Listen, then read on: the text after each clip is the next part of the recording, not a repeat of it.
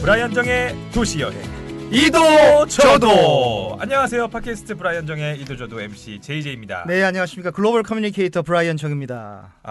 브라이언 저는 시작도 하기 전에 지금 좀 삐졌습니다. 아니, 왜 저한테 삐지셨습니까? 아니, 저 와서 알았잖아요. 이도 저도 블로그 하고 계셨다면서요. 아니, 저한테 이런 걸 비밀로 하셔도 되는 겁니까? 참 이거 제가 등잔 밑이 어둡다고. 아니, 지금 제일 먼저 촬영 때만 본다고 지금 저만 빼놓고 지금 그러시는 거예요? 그러니까 이게 다음부터 잘 챙기도록 하겠습니다. 미처 제일 가까운 파트너한테 아니, 블로그 알리지를 못했습니다. 언제부터 예. 하신 거예요? 사실 그 블로그는 요 근래에 시작을 했고요. 그 콘텐츠는 제가 7년 동안 그 숭실대학교 학교신문 숭대 15의 그 여행 칼럼을 연재를 했습니다. 그래서 그 여행 칼럼에다가 사진을 덧붙여서 이제 하나하나씩 올리고 있는데 이제 요즘에 반응이 굉장히 폭발적으로 아주 이게 좀 좋습니다. 7년이 넘으셨다고요? 네. 야, 그럼 거기 그러면 도시별로 다 있겠네. 현재까지 137개의 도시인데 네. 그 제 목표는 이제 300개가 목표니까요. 아직 그 갈 길이 멉니다. 아니, 그 뜨거운 반응이라고 하셨는데 얼마나 들어옵니까? 지금 뭐 가끔가다 그 이메일로 네. 격려의 이메일도 오고 그 어떤 선생님께서는 그 예전에 그 숭실대학교를 졸업하신 어떤 그 저보다 훨씬 선배죠. 네. 그 선생님께서는 정말 그 감동을 받았다. 감동까지. 이 도시가 너무 재밌었다. 울다 가신 거 아니에요? 뭐 그랬나요? 뭐 그런 그 어떤 격려의 이메일도 받을 때 기분이 너무 좋습니다. 그럼 블로그가 잘 되면 저희가 지금부터 또 팟빵하고 유튜브로 이게 올라가지 않습니까? 이도저도가. 그렇습니다. 또 거기서 많이 유입이 됐으면 좋겠습니다. 저도 그렇게 바라고 있습니다. 이도저도가 아주 그냥 빵빵 터졌으면 좋겠어요. 네, 그렇습니다. 그럼 오늘은 어디로 저를 데려가십니까? 네, 오늘의 도시는 바로 그 야경이 아름다운 도시, 동유럽에서 가장 야경이 아름답다라고 하는 그 부다페스트입니다. 부다페스트! 부다페스트. 이거 헬싱키에 이어서 다시 한번 유럽인데. 그렇습니다. 부다페스트 제가 그 영화 봤거든요. 그랜드 부다페스트 호텔. 네네, 맞습니다. 거기 아닙니까? 네, 2014년도에 그 네. 웨스 앤더슨 감독이 그 만든 영화인데 그 우리나라에서도 개봉이 됐죠. 그래서 상당히 많은 그 반향을 불러일으켰던 그런 영화입니다. 바로 영화 제목에 들어가 있는 그 부다페스트입니다. 제가 극장에서 봤거든요. 이게 평론가 평이 8점 이상이 되게 힘든데 8점이 넘어요. 그렇습니까? 이렇게 잘 봤습니다. 네. 그 부다페스트가 헝가리 수도 맞죠? 맞습니다. 헝가리가 맞습니다. 헝가리 하면 뭐 그 행진곡 같은 것도 있잖아요. 네, 그 브람스의 작품 네. 그 저기 헝가리 무곡이 유명하죠. 이렇게 네. 나나나나나나나 이렇게 나가는 그 헝가리 무곡이 그 너무 유명하고 네. 그리고 또 이제 베를리우즈의 헝가리 행진곡이 있습니다. 헝가리 네. 굉장히 장엄한 행진곡이 있고 이렇게 음악 작품에도 또 영화 작품에도 들어가는 도시 이름이 바로 그 부다페스트가 되겠습니다. 그렇군요. 헝가리의 수도 부다페스트. 아니 그럼 헝가리는 어떻게 생긴 나라인가요? 헝가리는 사실 우리가 역사를 좀 알고 들어가야 되는데 네. 그 헝가리 그 HUNGARY 근데 사실 뭐 예전에 그런 아재 개그가 있었지 않습니까? 뭐죠? 이 세상에서 제일 그 배고픈 나라 그래서 헝그리 뭐 이렇게 정말 아재시군요. 지금 요즘엔 이런 농담을 잘못하면은 좀 혼납니다. 네, 블로그에는 안 올리시길 바라겠습니다. 네. 저도 뭐 어렸을 때 네. 초등학교 다닐 때 뭐 용가리 형이 누구게 형가리 네. 뭐 이랬거든요. 네, 좀 같이 춥습니다. 네. 근데 그 사실 그 배고픈 나라가 아니고 네. 굉장히 그 풍성한 나라고요. 여러 네. 가지 풍성한 나라고. 근데 그 헝가리의 HUN이라고 하는 것이 우리가 뭐 세계사 시간에 배운 훈족이요? 예, 민족 대이동을 일으킨 그 훈족의 HUN 바로 그게 이제 훈이고요. 제 친구들 중에 훈이 많은데. 네, 고훈하고는 좀 네네. 상관이 없습니다. 예. 네, 그리고 GARY 그 가리라는 말이 그 땅이란 나라란 뜻입니다. 그래서 그 굳이 번역을 하면 훈족이 세운 나라, 훈족의 땅 어떤 뭐 그런 뜻이 되겠죠. 그 헝가리의 HUN이 훈이구나. 그렇습니다. 훈가리구나, 훈가리. 네. 아니 그럼 동쪽에 있는 민족들이 어떻게 이렇게 서쪽까지 오게 된 거예요? 그 흉노족이라고 들어보셨나요? 흉노족? 흉노족? 예. 중국 사람들은 그 흉노족이라고 하는데 이 흉노족이 그 한자로 따지면 그 흉할 흉자에 그 노비노자를 써서 굉장히 흉악한 노비. 어떻게 보면 한족 기준으로 보면 네. 좀 이렇게 이민족을 좀 멸시하는 그런 말이 되겠는데요. 그 흉노족이 바로 이제 훈족이라고 보시면 됩니다. 이 훈족이 계속 이제 그 동쪽으로 가다 보니까 동쪽으로 가서 중국도 괴롭히고 뭐 다른 나라도 괴롭히다 보니까 뭐 진시 황제의 그 만리장성 아시죠? 네. 만리장성 같은 것들을 자꾸 이렇게 쌓아서 못 오게 하니까 그래서 옆으로 왔구나. 예, 그렇게 하다 보니까 이게 기마민족이다 보니까 한쪽이 동쪽이 막혀버리니까 우리 한번 서쪽으로 가볼까? 그래서 이제 서진을 해서 이제 어떻게 보면 저 스페인 이베리안 반도까지 이렇게 뭐 그런 이제 그 역사적 사실이 있죠.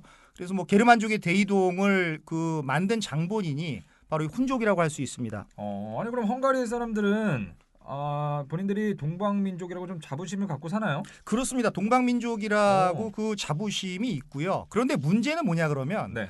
이제 국가명은 이제 헝가리 훈족의 땅인데 국가명은 이제 훈족의 땅인데 스스로를 훈족의 후예라고 생각을 하지 않고 그 마자르족의 후예다. 우리는 마자르족이요? 예, 마자르족. 이제 마자르족은 사실 말갈족이죠. 말갈족인데 네. 이제 똑같이 이제 거의 같은 계열의 사람들인데 훈족보다는 이제 마자르족의 후예다라고 그렇게 생각을 합니다. 왜 그런 거예요? 그래서 이제 그 마자르족 이제 공식 명칭은 이제 헝가리의 공식 명칭이 이제 그 마자르오르사그라고 하는데 예. 마자르는 이제 그 마자르족 말갈족을 의미하는 거고요. 오르사그는 땅이라는 의미인데 그래서 이제 말갈족이 세운 나라다. 근데 이제 그게 이런 격이죠. 그 헝가리라고 쓰고 네. 그 마자르오르사그라고 읽는다. 어떤 뭐 이런 게 되겠죠. 헝가리를 헝가리라 부르지 못하고 뭐 그런 느낌인가요? 그런 느낌입니다. 좀 약간 그 패러독스가 있죠. 그래서 그 이유는 뭐냐 그러면 훈족은 기독교를 아직 그 받아들이지 않은 상태입니다. 받아들이지를 않았고요. 네. 마자르족은 기독교를 받아들여서 개종을 한 상태니까 아무래도 그 이렇게 기독교를 받아들이지 않은 그런 종족들은 약간 미개해 보인다라는 그런 느낌이 있고 이제 기독교를 받아들였으니까 어떻게 보면은 진정한 어떤 그 유로피언으로서의 어떤 지위를 획득했다. 그래서 스스로를 훈족보다는 마자르 우리는 기독교를 받아들인 문화민족이다. 어떤 이런 개종된 민족이다. 이런 뜻이 많이 들어있지 않나 생각을 합니다. 약간 그 종교적인 느낌이 많이 가군요. 종교의 이유가 좀 크군요. 그렇습니다. 그럼 마자르족이 그럼 뭐 더 얘기하실 건 없을까요? 마자르족은 그 6세기에서 7세기 그러니까 뭐 중국 역사로 따지면 이제 수나라 당나라 시대인데 그 만주 그리고 이제 한반도 북부 그러니까 우리하고도 굉장히 가까운 쪽이죠, 그죠? 만주하고 한반도 북동부에 있었던 종족인데 이 종족이 역시 서진을 해서 계속 이제 유럽 대륙까지 들어온 거니까요. 이제 마자르족도 그 뭐 언어적으로 문화적으로 그 이 동방민족인 것은 확실을 합니다. 이게 바로 그야말로 동방 스웩이군요. 그렇죠. 동방 스웩입니다. 예, 스웩. 저도 요즘에 알았는데 동방 스웩. 뭐 젊은 사람들이 스웩 이런 말을 많이 쓰더라고요. 좀 쓰세요? 저는 뭐 잘은 안 쓰는데 근데 이 스웩이라는 말이 이 누가 만든 말인지 아세요? 우리나라 그 젊은 이 티네이저들이 만든 게 아니라 아주 유명한 사람이 만든 말입니다. 스웩이 그 약간 좀 힙합 좀 좋아하는 흑인들이 만든 그런 말이 아니에요? 그게 아니고요.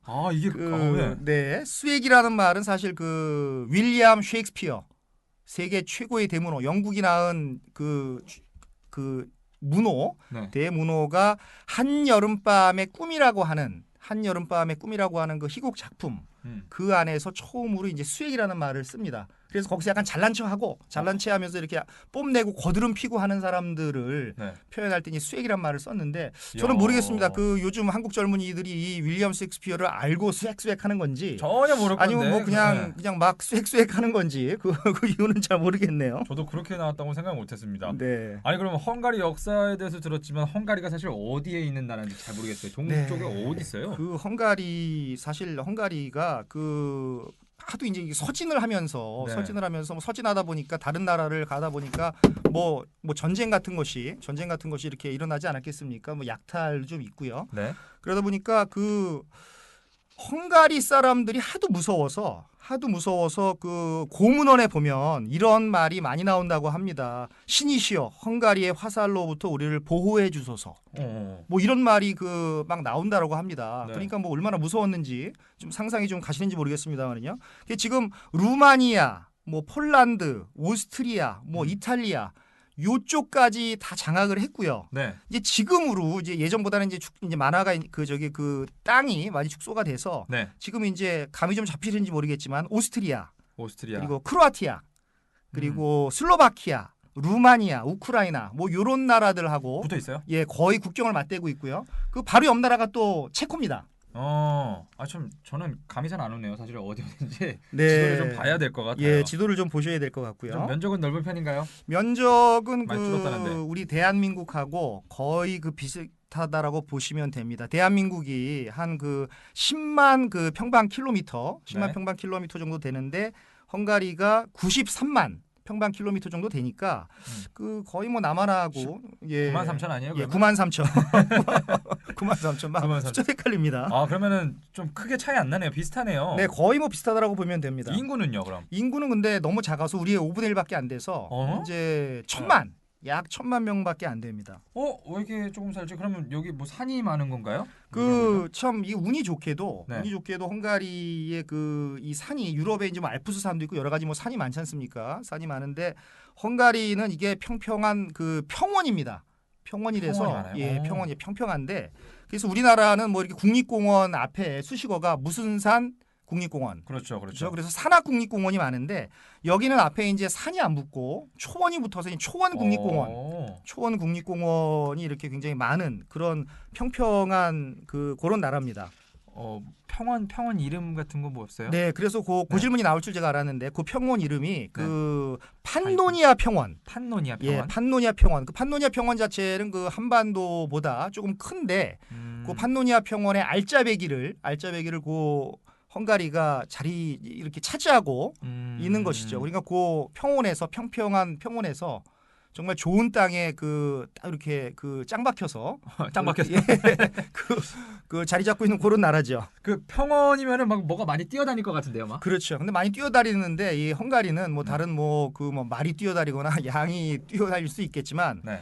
여기에 지금 거위를 키웁니다. 거위가 많아요? 거위는 날아다니지 않나요? 예, 거위는 그 날아다니지 않고 여기서 예. 거위들이 네. 여기서 이렇게 무럭무럭 크고 있죠. 그럼 거위를 좀 많이 수출하는 게 있겠어요? 그렇습니다.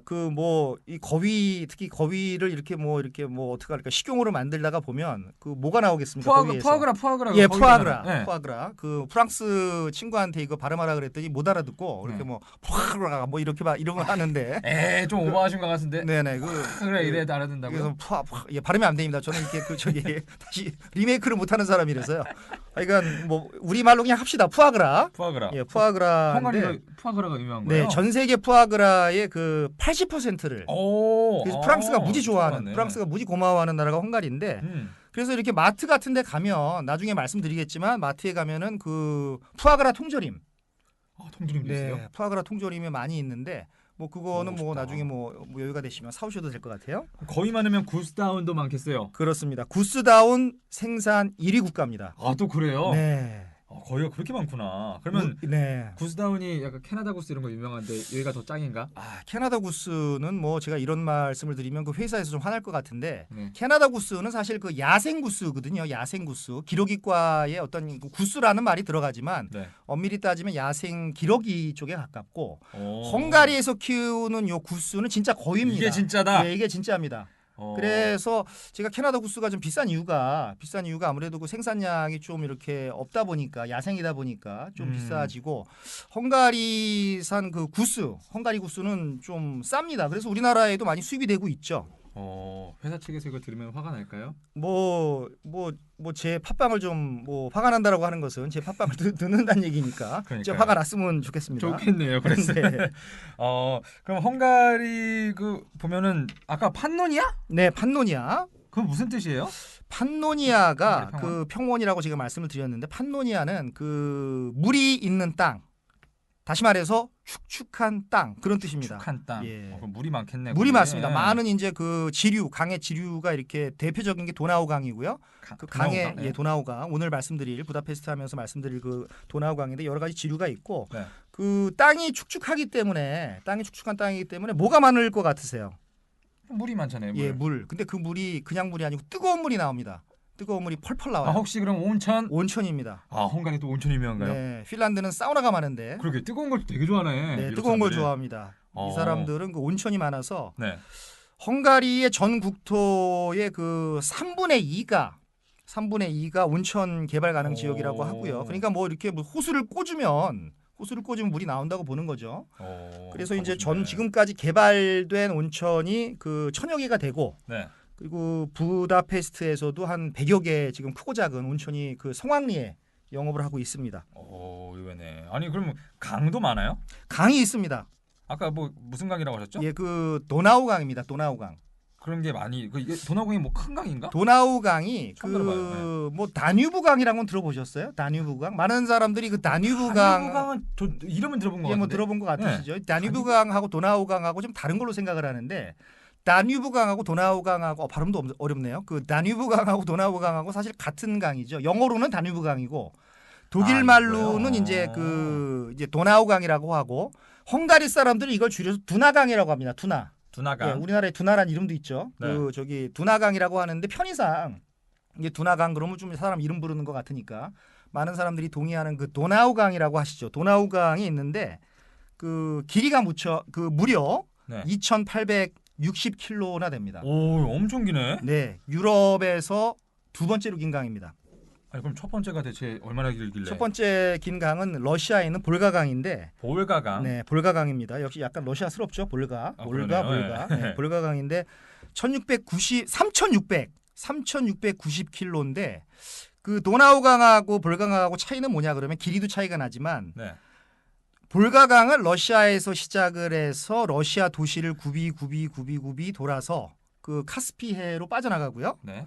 그 도나우강은 독일, 오스트리아를 지나서 체코, 우크라이나를 영어를. 지나서 또 오늘의 그 부다페스트, 이 부다페스트 헝가리 이걸 지나서 루마니아를 지나서 불가리아를 지나서 그 최소한 7개국을 지나서 그 흑해로 빠져나갑니다. 네. 그래서 도나우강 주변에 있는 많은 도시들이 그 뭐 프라하도 마찬가지입니다만은요. 나중에 우리가 여행할 도시지만 프라하도 마찬가지겠지만 이 그 도나우 강가 주변에 수많은 아름다운 도시가 있다. 이렇게 보셔도 과언이 아닙니다. 그러면 헝가리 내에서는 얼마나 흐르는 거예요? 헝가리 내에서는 그 417km가 2,860km 중에서 헝가리를 지나가는 그 길이가 도나우강의 길이가요. 417km니까 뭐 계산하면 어느 정도 나올까요? 계산하면 뭐 6분의 1, 7분의 1? 네, 6분의 1. 한 7분의 1이 맞겠네요. 7분의 네. 1 정도가 그 헝가리를 지나가고 네. 그 오늘 가장 중요한 포인트 이 도나우강이 그 부다지구와 페스트지구 요거를 나눠 버립니다.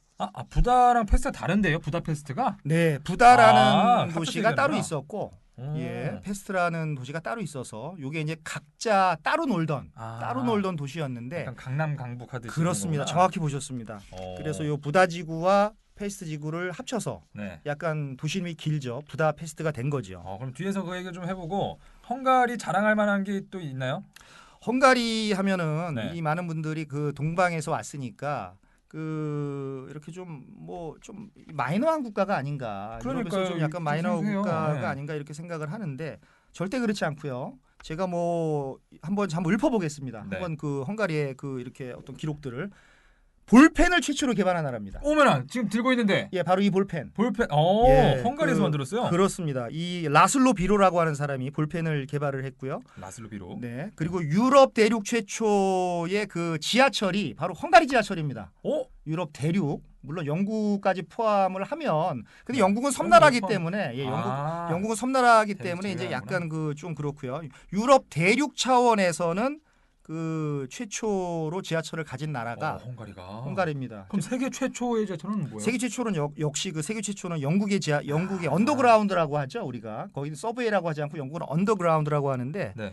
이게 이제 1863년에 개통을 했습니다. 뭐 대단한 거죠. 그게 1863년. 네. 그러면 헝가리 지하철은 헝가리는 그 1896년, 아. 1896년에 개통을 했고 네. 참고로 말씀드리면 이제 비엔나가 1898년에 개통을 했고요. 조금 차이 나네. 네. 파리가 이제 그 1900년도에 개통을 했고 그리고 이제 베를린과 함부르크가 이제 1902년하고 1906년에 개통을 했습니다. 이야, 숫자를 어떻게 딱딱 정확하게 하시죠? 저 밤샜습니다. 그 저기 공부해 오신 거구나. 이제 허리가 아플 정도로. 그럼 그것도 전기 기관차인가요? 그 사실 헝가리는 이제 전기로 시작을 했고 네. 제가 조금 전에 그 영국의 언더그라운드, 영국의 지하철을 말씀을 드렸는데 영국의 지하철 같은 경우는 많은 사람들이 1863년부터 전기로 가지 않았을까 생각을 하는데 그때는 그 사실 증기를 뿜으면서 지하로 간 거죠. 잠깐만. 연기가 그냥 자욱했을 텐데. 그렇죠. 김이 막 나온 거죠. 그렇게 가다가 네. 영국도 그 1800년대 후반에 가서 전기 그 지하철을 썼다라고 하니까 어떻게 보면은 뭐 그 헝가리 지하철이나 뭐 영국 지하철이나 전기로 운행된 것은 기록면으로 거의 비슷하지 않을까 그렇게 뭐 저는 느끼고요. 네. 그리고 또 한 가지 더 첨언을 하자면은 그 노벨상이 네. 그 몇 명이나 배출됐을 것 같아요, 헝가리에. 전 모르죠. 네, 무려 그 평화상을 포함해서 네. 모든 분야, 전 분야 모든 분야를 포함해서 15명이나 모든 분야에서 15명이나 평화상 포함해서. 야, 머리가 굉장히 좋은 네. 사람들이 많네. 그리고 세계 최초로 그 파프리카에서 네. 고추의 일종이죠. 뭐 파프리카에서 그 비타민 C를 추출한 나라도 그 헝가리고요. 헝가리 사람이고요. 그리고 그 큐브라고 아세요? 애들이 이렇게 돌리면서 저도 어렸을 때 많이 맞추는 놀았는데 거, 예. 지능 개발하는 거. 그 큐브도 헝가리에서 나왔고. 아니, 네. 헝가리 왜 이렇게 발명을 잘하는 거예요? 그러니까 이게 발명의 나라입니다. 마지막 하나 더 프레지 아세요? 프레지라고 그 파워포인트 요즘에 프레지로 그 프레젠테이션 하면 막 박수 받고 하는데 펀맹이라. 내용과 상관없이 되게 멋있는데 네. 그 프레지를 개발한 나라도 역시 헝가리입니다. 왜 이렇게 똑똑하다고 생각하십니까? 저는 역시 이 감탄사가 안 나올 수밖에 없는 게 이 역시 동방민족, 네. 이 손재주가 좋은 그 머리가 좋은 네. 이 동방민족에 와서 이렇게 한 게 아닌가. 동방민족의 그 우수한 DNA가 아닌가. DNA. 저는 그런 생각을 합니다. 역시. 그래서 네. 그래서 한 가지 더 말씀을 드리면은 그 남미에서는 그 볼펜을 그 비로라고 합니다. 비로. 잠깐 아까 네. 이 볼펜을 발명한 사람이 라슬로 비로인데 이 라슬로 비로의 이름을 따서 볼펜을 비로라고 하고요. 그 특히 남미의 그 네. 아르헨티나에서는 그 발명의 날이 우리나라도 발명의 날이 있는 걸로 알고 있는데요. 그 아르헨티나 발명의 날이 9월 29일인데 네. 그 9월 29일이 바로 그 라슬로 비로의 그 볼펜을 그 발명한 사람의 생일입니다. 그러니까 상당히 뭐 남미에서는 비중 있는 인물이죠. 빨간 비로 줄까 뭐 깜정 비로 줄까 그러겠네. 그렇습니다. 비로, 볼포인트 펜 뭐 이런 식으로 뭐 얘기 안 하고 뭐 비로라고 얘기를 합니다. 또 발명품 뭐 있어요? 그리고 좀 옛날 일인데 요즘 같으면 뭐 마차가 뭐 너무 그냥 뭐 마차 뭐 그냥 너무 평이한 것 같은데 그 마차도 이제 헝가리에서 개발을 한 겁니다. 정식 말이 끄는 그 마차. 예, 그 헝가리 북쪽에 그 코치라는 마을이 있는데 네. 요 코치라는 마을에서 그 마차를 개발했는데 헝가리 말로 이제 이 코치가 이제 마차란 뜻이고 영어로도 코치 있지 않습니까? 이렇게 그렇죠. 코치죠. 네. 그 코치라는 그 차도 있는 걸로 제가 알고 있습니다. 그래서 그 이 코치에서 개발된 코치라는 말에서 개발된 그 코치 이것도 역시 헝가리에서 그 개발을 했습니다. 헝가리가 뭐 이 정도면 발명의 나라고 뭐 인류세에 기여한 게 굉장히 많은 나라인 것 같습니다. 그렇습니다. 아니 그럼 헝가리는 혹시 어떤 말을 쓰나요? 헝가리는 네. 그 여기서 한 가지만 제가 더 말씀을 너무 발명하니까 한 가지만 더 그 말씀을 드리고 가면 세계 최초의 슈퍼컴퓨터로 알려진 애니악이라고 아시나요? 애니악? 저 그거 들어봤어요. 예, 애니악 그 확실히 엄청난 들어봤어요. 집채만한 컴퓨터인데 그 그런 인류 거 최초의 컴퓨터라고 말하는 사람도 있고 말하지 않는 사람도 있는데 저는 뭐 애니악이라고 배웠습니다. 이 애니악이 이제 그 부다페스트 공대 출신의 그 폰 노이만이라는 사람이 네. 그 이 애니악을 만들었습니다. 그러니까 인류에 네. 어떻게 보면 많이 기여한 나라죠. 그렇게 뭐 마이너한 국가가 절대 아닙니다. 그러니까요. 네. 그래서 어떤 말을 쓰는 거예요? 네, 잠깐 갑자기 제가 질문을 네. 동문서답을 했습니다. 예. 네. 헝가리 말은 그 우라로 계통의 그 핀란드하고 비슷한 그 핀우르그러 발음이 안 되네. 핀우그러. 핀우그러. 예, 핀우그러를 듣기만 씁니다. 해도 어려워 보이는데요. 그 핀란드하고 에스토니아하고 이제 헝가리하고 같은 어족을 씁니다. 같은 네. 어족을 쓰는데 그래서 이제 어순도 이제 이 동양 언어하고 똑같습니다. 주어 그다음에 뭐가 나오나요? 목적어가 나오고 동사가 나오는 것이죠. 그럼 뭐 특이한 점이 또 있나요? 또 있습니다. 그 뭐 핀란드나 에스토니아는 서양식으로 바꿨는데 그 헝가리만이 유일하게 유럽에서 그 성을 먼저 씁니다. 성을 먼저 쓰고 우리처럼요? 우리처럼 예를 들어서 뭐 이제 저는 그럼 이 헝가리식으로 하면 브라이언 정이 아니고 정 브라이언이 되는 거죠. 마이클 조던도 조던 마이클이라고. 그 조던 마이클이 되는 거죠. 우즈 타이거. 네, 그렇게 되는 거죠. 오, 이 헝가리에서는 네. 적어도 성을 이름보다 먼저 쓰고 네. 그 이름을 뒤에 쓰는 겁니다. 이야, 그거 특이하다. 예. 외국 이름을 또 그렇게 바꿨으니까 예, 희한하네. 이 점에 대해서는 그 헝가리 사람들이 되게 자부심이 있더라고요. 우리는 성을 먼저 쓴다.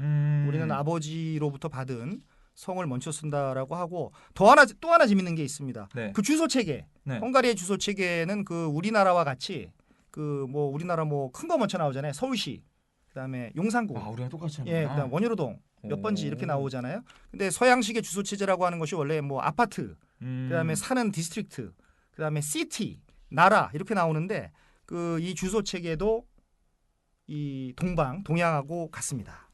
아니 그러면 한국 사람들이 배우기 좀 쉬울 것 같은데 네. 한국 사람 하면 가장 좋아하는 게 빨리빨리 아닙니까? 그렇죠. 뭐라고 해요? 빨리빨리.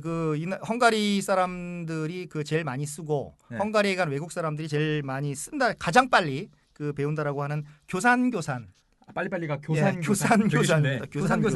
네, 교산. 어. 빨리빨리. 아니 헝가리 사람들 많이 쓴다는 거 보니까 좀 성격이 급한 편인가 봐요. 근데 뭐 사회주의를 일단 겪었고 유럽과 많이 그 동화되는 과정에서 뭐 제가 봤을 때는 그렇게 빨리 일하는 것 같지는 않았습니다. 그러나 유럽 사람들 관점에서 보면은 헝가리 사람들이 아직도 이렇게 좀 빨리 일한다라고 합니다. 근데 저는 그렇게 빨리 일하는 거를 사실 못 느끼겠는데, 근데 헝가리 사람들한테 교산 우리가 하면 뭐 굉장히 좋아합니다. 이게 우리가 뭐 외국 사람들 우리나라에 와서 빨리빨리 하면 우리가 재밌어 하잖아요. 네. 그것과 마찬가지로 이제 교산 하면 이렇게 씩 웃고 재밌어 합니다. 그럼 교산 말고도 네. 간단하게 좀 기초 회화 조금만 좀 알려주세요. 뭐 기초야 조금 하고 넘어갈까요? 네, 간단하게. 그래서 이제 뭐 굿모닝 그 아침 인사가 이제 요 레켈트 키바노.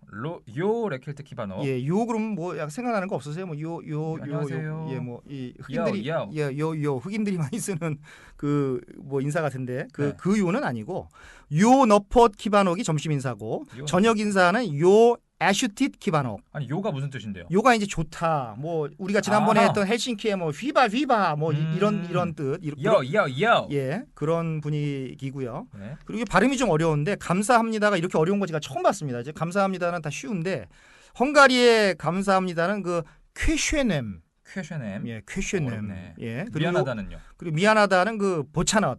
보차나. 네. 그리고 천만에요가 좀 발음을 조심해야 되는데 천만에요가 이제 그 시베쉔. 시베쉔. 예, 시베쉔. 요거 예, 조심해야 됩니다. 시베쉔.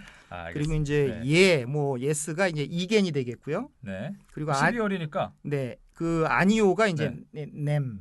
냄. 아니오가 냄입니다. 냄이에요? 냄. 그래서 우리 반대네 우리랑. 네, 반대입니다. 아니요. 우리 냉 그러면 안 되고 여기서는 예. 아니오가 냄입니다. 자, 12월이니까 크리스마스는 메리 크리스마스요. 네, 중요한 질문이십니다. 네. 이거 빠지면 안 되죠. 그 볼로카락소니. 볼로카락소니. 예, 볼로카락소니. 여기 진짜 어렵네. 예, 우리 한번 같이 해볼까요? 하나, 둘, 셋. 볼로카락소니. 볼로카락소니. 메리 크리스마스.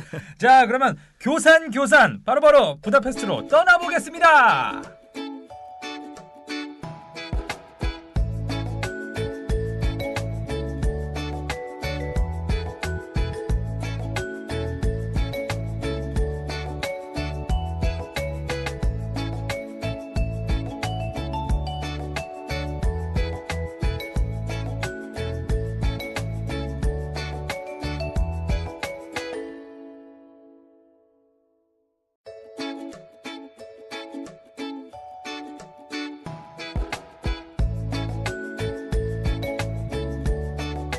자, 부다페스트에 슝 하고 도착을 했습니다. 근데 저희가 얘기를 여태 많이 했는데 아직 얘기 안 한 게 그 날씨 얘기를 안 했네요. 그렇네요. 부다페스트는 혹시 어떤가요? 지금 춥지 않을까요? 부다페스트 하면은 좀 약간 뭐 춥다라고 생각을 하시는 분도 있는데 12월이고. 예, 12월이고요. 영하 5도 밑으로 내려가는 경우가 거의 없습니다.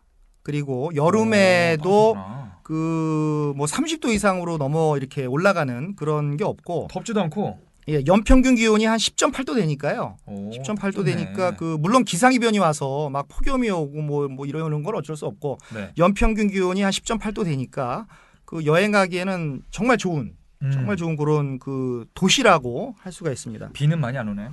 비는 그렇게 많이 안 옵니다. 비는 많이 안 옵니다. 독일에는 그렇게 비가 많이 오는데 여기는 네. 비도 많이 안 오고 네. 그 제가 독일 있을 때는 참 365일 내내 어떻게 비가 올까? 영국도 그러잖아요. 그 영국도 그렇죠. 근데 요 부다페스트는 그렇게 365일 비 오고 이러는 건 없고 그 맑은 날이 훨씬 많습니다. 여행자들이 되게 많을 것 같아요. 네. 그럼 여행자들은 가면은 뭘 타고 다녀야 좀 편합니까? 네, 그 헬싱키 같은 경우에는 이게 그 시스템이 굉장히 잘 돼 있는데 그 아무래도 이게 동구권 국가다 보니까 사회주의를 겪다 보니까 이 대중교통이 그 북유럽이나 서유럽에 비해서 좀 떨어집니다. 아 그래요? 예, 그래서 이게 잘못 사면 이게 모르고 샀는데 검표원이 갑자기 이렇게 나와가지고 조건에 안 맞는다. 저는 그런 경험도 있습니다. 뭐 하나 사서 내려갔는데 네. 이게 조건에 안 맞는다 그래서 갑자기 뭐 진짜인지 아닌지 모르겠지만 검표원한테 20불을 뜯긴 적이 있어요.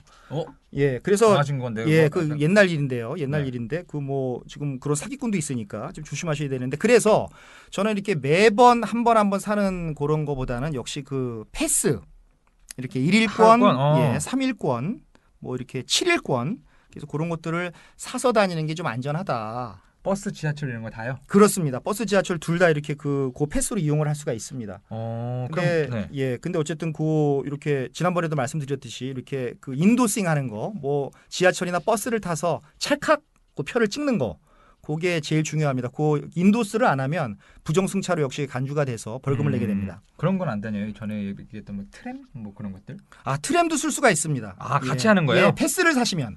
아. 패스를 사시면 만약에 따로 사시면은 버스 따로 뭐 지하철 따로 사셔야 되는데 그래서 제가 패스를 권하는 게 패스를 사시면은 그 1일권, 3일권, 7일권을 가지고 그렇게 트랜스퍼도 되고요. 이렇게 무제한 쓸 수 있는 것이죠. 그건 잘 돼 있는데 그래도?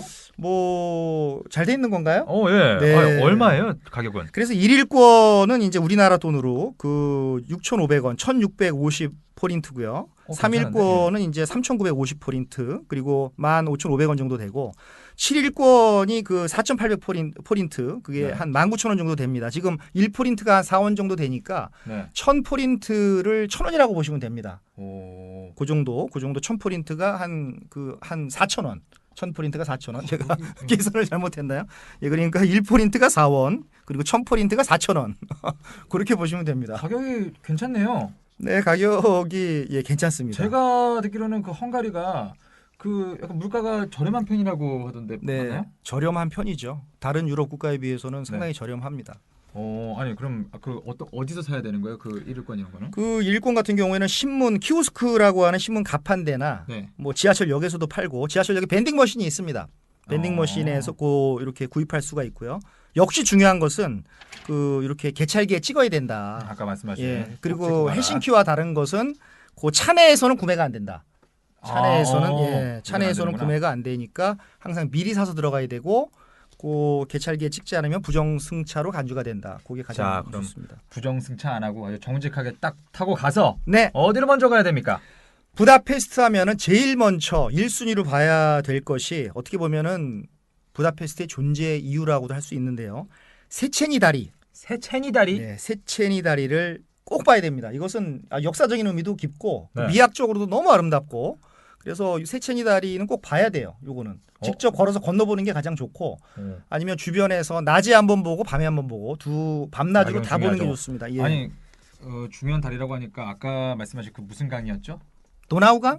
네, 그 강에 있는 건가요? 예, 도나우강 그렇습니다. 도나우강에 그 헝가리 부다페스트에는 9개 다리가 있습니다. 참고로 네. 그 9개 다리 중에서 다른 다리도 아름답지만 요 세체니 다리가 가장 아름다운. 어떤 의미를 갖고 있나요? 세체니 다리는 이게 국가에서 지은 게 아닙니다. 그 세체니 백작이라는 사람이 사람 이름이구나. 예, 세체니 백작이라는 사람이 네. 그 사제를 들여서 그 만든 현수교입니다.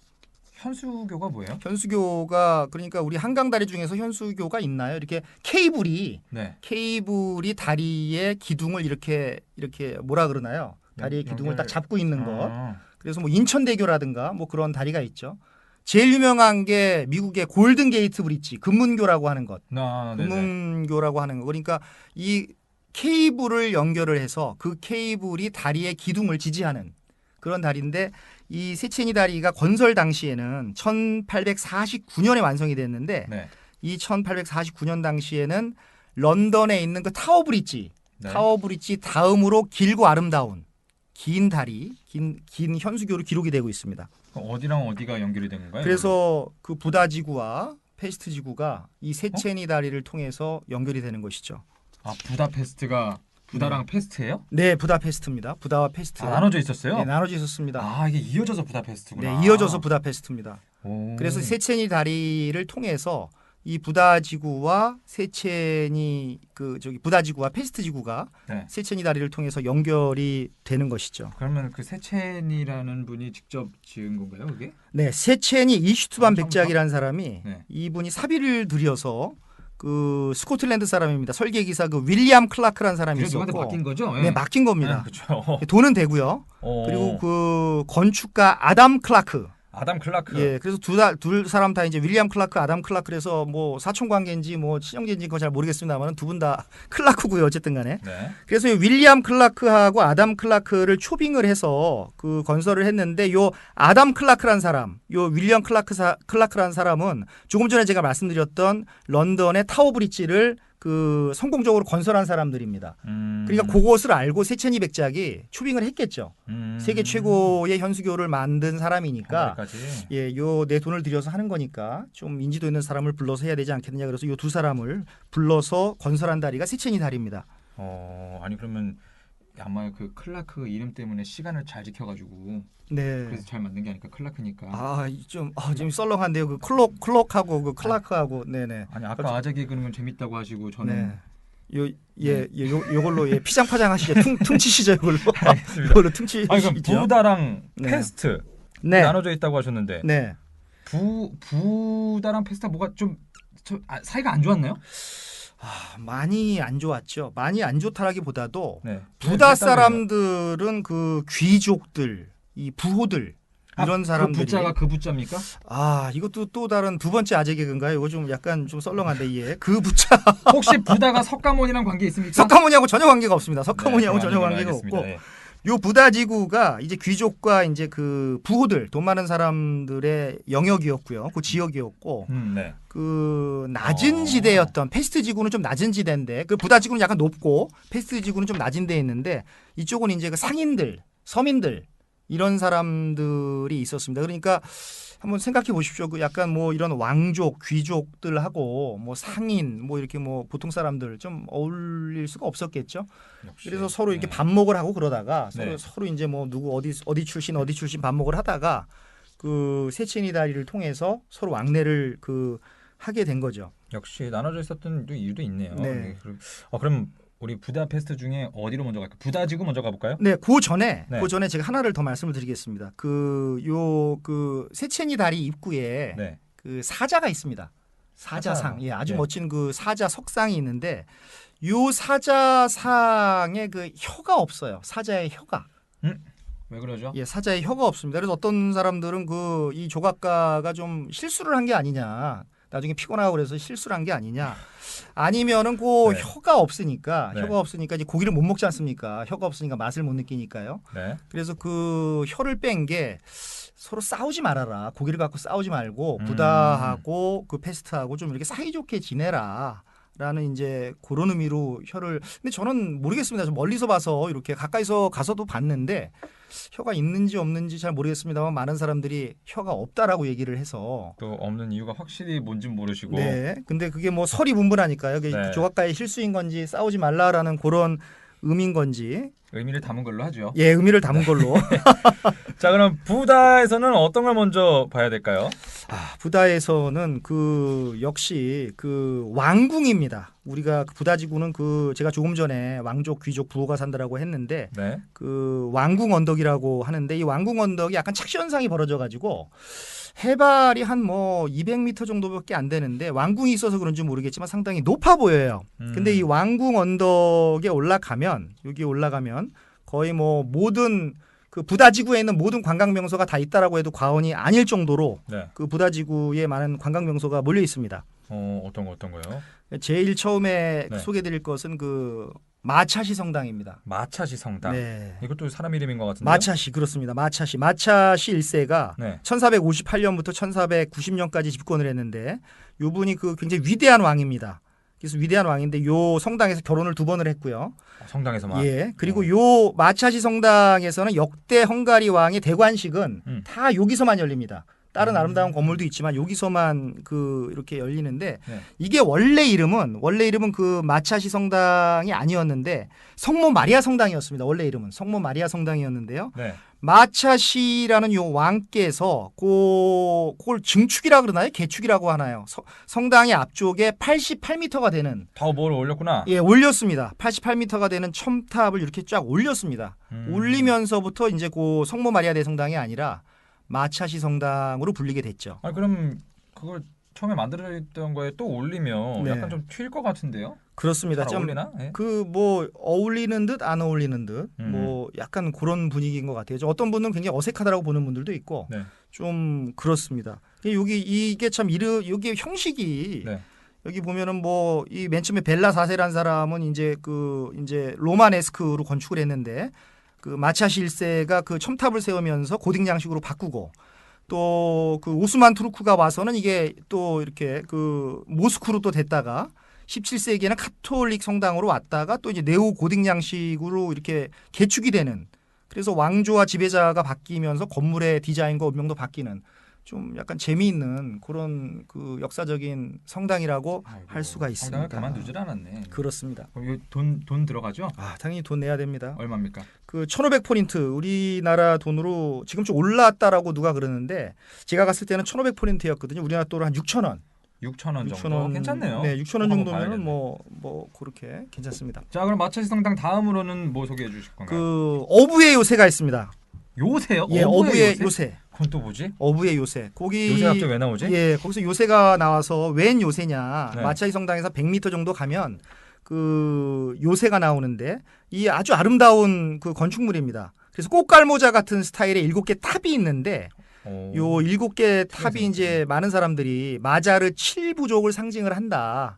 마자르 7부족을 요 꽃갈 모양이 상징을 한다라고 하는데 꽃갈 모양의 그 탑이 있는 7개의 탑이 있는 그런 그 어부의 요새가 있는데 여기서도 그 야경이 굉장히 좋습니다. 아니, 왜 근데 어부의 요새예요?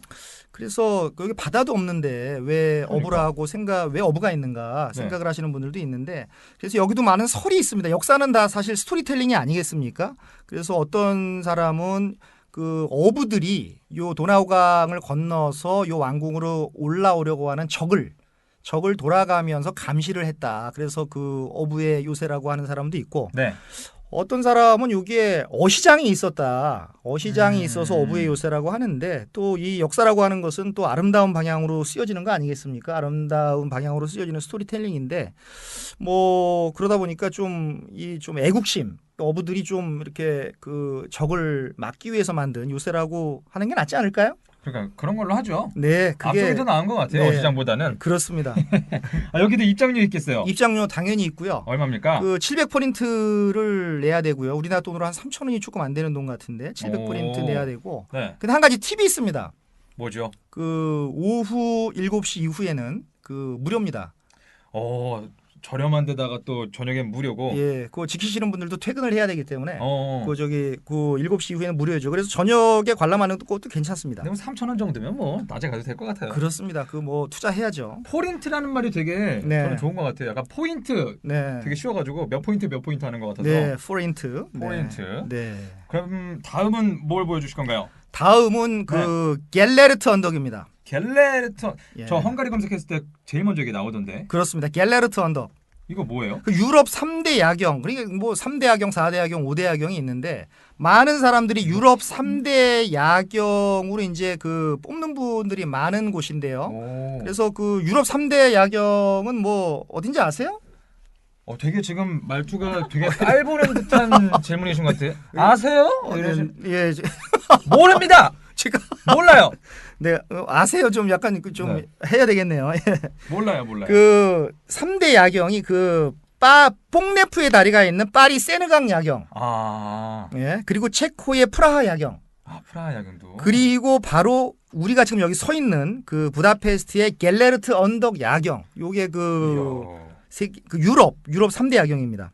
갤레르트 언덕에 뭐가 있는데요? 네, 요 갤레르트 언덕을 그 많은 사람들이 헝가리의 그 몽마르트 언덕이다. 부다페스트의 몽마르트 언덕이다라고 이렇게 부르는데요. 네. 그래서 여기가 왜 중요하냐 그러면 왜 그 아름다울 수밖에 없냐 그러면 좌측으로는 왕궁이 보이고 네. 아름다운 왕궁이 보이고 또 우측으로는 페스트 지구에 있는 국회의사당이 보입니다. 국회의사당. 요 양쪽을 같이 보이는구나. 부다지구와 페스트지구를 다 볼 수 있습니다. 어. 그래서 여기서 사진을 찍으면 대부분이 사진을 못 찍는 부분 그 사람들이 찍어도 대부분 명작이 나온다라고 볼 수가 있고 오. 야경이 너무 아름답습니다. 그러니까 왜 부다지구였고 왜 페스트지구였나 요걸 느낄 수가 있고 페스트지구에서 가장 아름다운 곳 그리고 부다지구에서 가장 아름다운 곳을 볼 수 있는 조망할 수 있는 것이 바로 갤레르트 언덕이죠.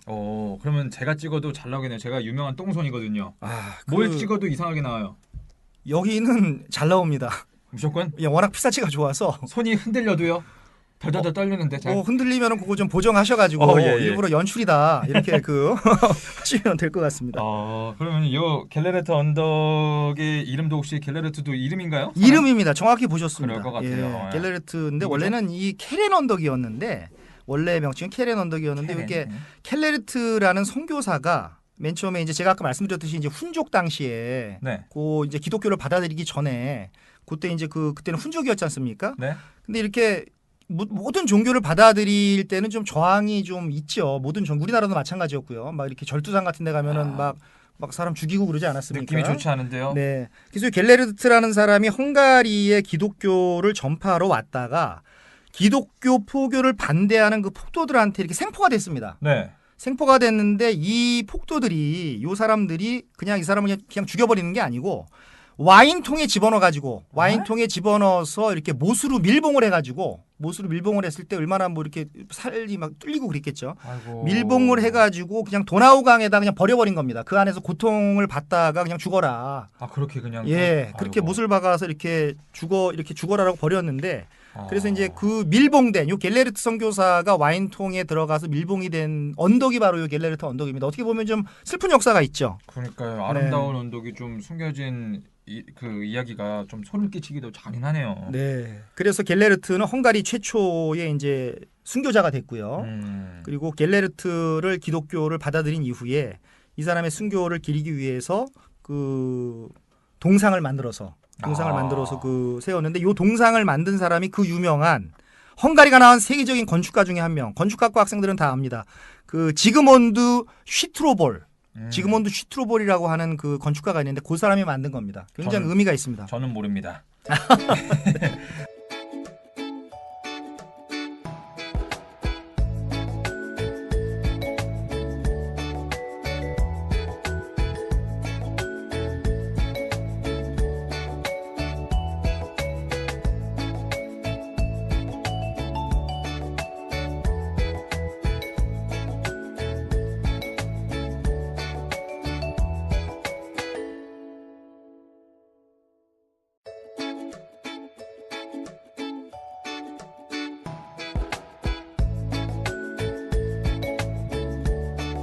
자, 그럼 부다지구에서 페스트지구도 좀 봐야 될 것 같아요. 아까 페스트지구도 볼 수 있는데 가장 아름다운 거 볼 수 있다고 그랬잖아요. 그렇습니다. 여기서. 뭐길래? 그 뭔데요? 페스트지구에는 그 유럽 10대 건축물이 있죠. 뭔가요? 자타공이 유럽 10대 건축물이라고 얘기하는 10대 건축물이 있는데 그게 바로 그 아까 헝가리 국회의사당입니다.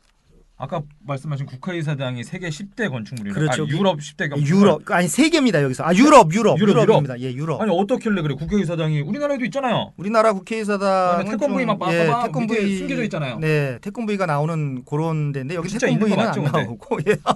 전쟁 나면은 나오는 거죠? 제가 한번 견학을 한번 가야 될 것 같은데. 예. 여기는 그 네오 고딕 양식입니다. 네오 고딕 양식으로 지어졌는데 그 여기서 잠깐 건축에 대해서 좀 알고 갈까요? 우리가 네오 고딕 양식 무슨 뭐 로마네스크 막 나오는데 헷갈리는 분을 위해서 좀 알고 갈까요? 제가 이해를 할 수 있을지 모르겠지만 알려주시죠. 네. 간단히 말씀을 드리면 그 네오 고딕이라고 하는 것은 네오라는 게 뉴란 뜻이잖아요. 새로운 건데 그래요? 이 고딕 양식이라고 하는 것은 그 중세 이전에 어떤 신을 위주로 한 건축물입니다. 신을 위주로 한 건축물을 우리가 고딕 양식으로 합니다. 그래서 뾰족하게 첨탑이 쓰고 그리고 사각형으로 이렇게 딱딱딱 정방형이 있고 뭔가 질서정연한 신의 세계.